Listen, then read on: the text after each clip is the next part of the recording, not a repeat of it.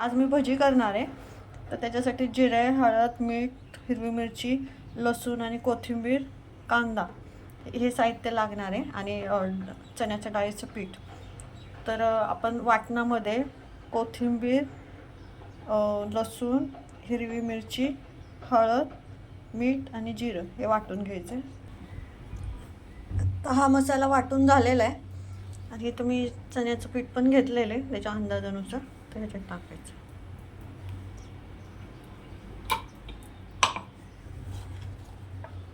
कांदा आपण घेतो चिरलेला, तो पण टाकून घ्या. ते सगळं एकत्र करायचं.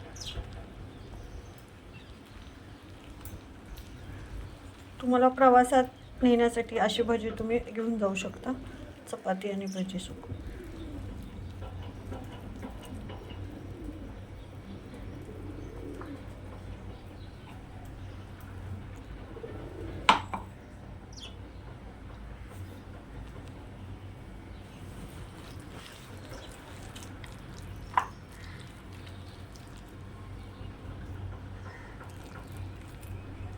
मिश्रण जास्त घट्ट पण नाही करायचं, जास्त पातळ पण नाही करायचं.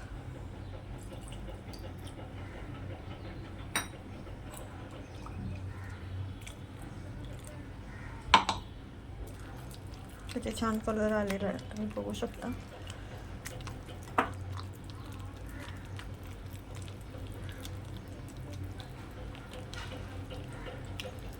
चांगलं एकत्र करा, एकजीव. अशी भजी खायला खूप चांगली लागते. त्या ठिकाणी मी तवा पण तापत ठेवलेला आहे. आपल्याला शॅलो फ्राय करायचे. या ठिकाणी मी तेल टाकलेलं आहे पॅनमध्ये. आता हे भजीचं ह्याच्यात सोडते थोडी भजी.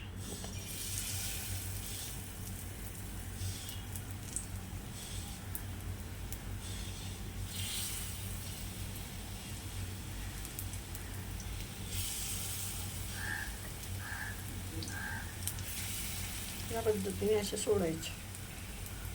थोडंसं पाणी जास्त झालंय, पण मिठाचं प्रमाण बरोबर, काय हरकत नाही.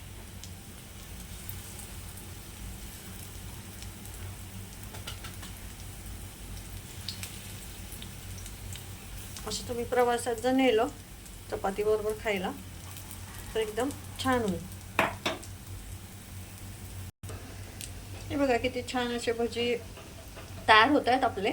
मी एका बाजूनी उलटले आहेत आणि अजून थोडंसं तेल पण सोडलेलं आहे. तर तुम्हाला हे भजी कशी वाटले ते सांगा. तुम्ही पण करून बघा. आवडले असेल भजीची रेसिपी तर लाईक, सबस्क्राईब, शेअर करा, कमेंट करायला विसरू नका. बाय.